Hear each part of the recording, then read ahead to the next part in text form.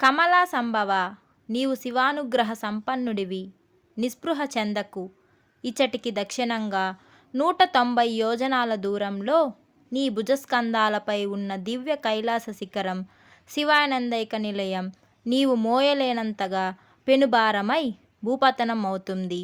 తక్షణమే పరమేశ్వర ప్రభావం వల్ల ఆ శిఖరం చాలా భాగం భూమిలో మగ్నమైపోతుంది. భూమిలో అలా కూరుకుపోయిన శిఖరాన్ని ఎత్తడం కోసం నీవు ఎంతగా ప్రయత్నించినా నీ ప్రయత్నం కొనసాగదు. విఫల మనోరథుడవుతావు నీవు.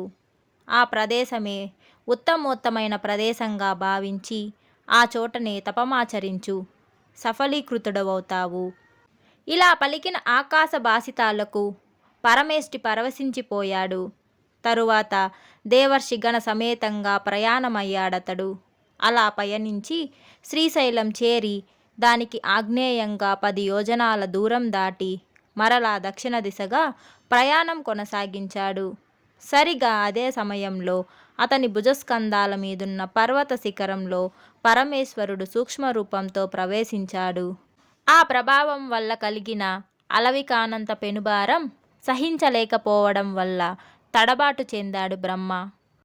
వెంటనే పర్వత శిఖరం తనంతట తానే జారి భూమిపై పడి లోనికి చాలా భాగం కూరుకుపోయింది.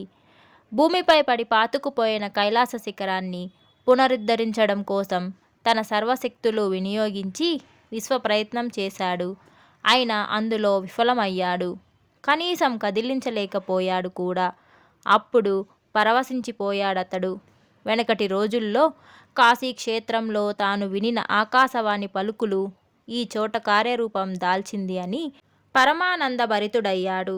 త్వరలో సంప్రాప్త మనోరథుడును కాగలను అను దృఢ విశ్వాసం కలిగిందతనికి. కోల్పోయిన సృష్టి సామర్థ్యం సముపార్జించుకొను శుభకాలం ఆసన్నం కాబోతుందని మానసిక సంతృప్తి కలిగిందతనికి. అంచేత ఇలా భావించాడతడు.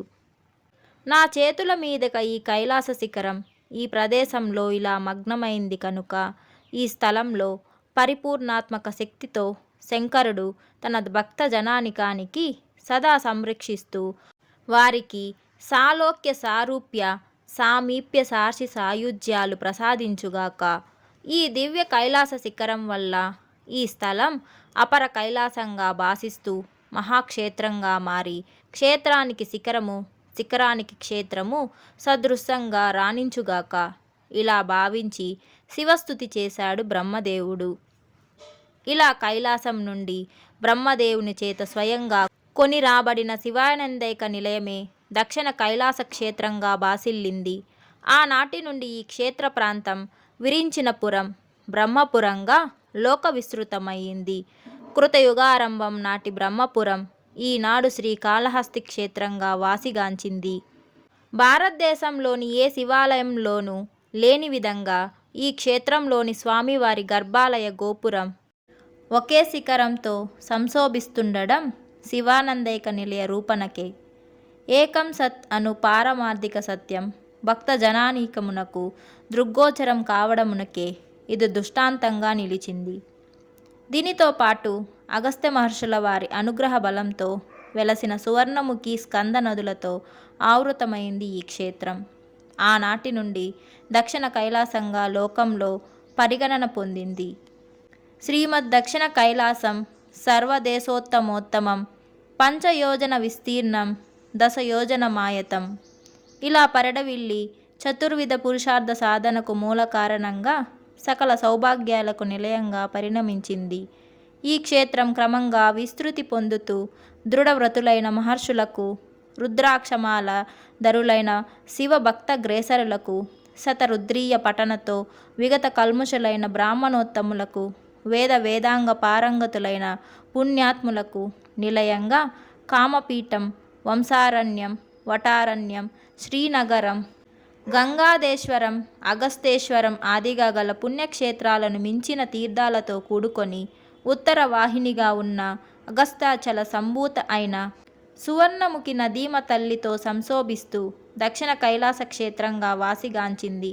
అందువల్లనే శ్రీమద్దక్షిణ కైలాస సమదృష్ట్వా ముక్తిమిచ్చతః నాస్తి సంసార విచ్చితిః సత్యం సత్యం న సంశయః అన్నారు. దక్షిణ కైలాసం శ్రీకాళహస్తి క్షేత్రం సందర్శించకుండా ముక్తి పొందగోరే వారికి సంసార బంధాలు వీడనే వీడవు. ఇది యథార్థం. ఇందులో ఎలాంటి సందేహమూ లేదు. ఇది నిజం, ముమ్మాటికి నిజం.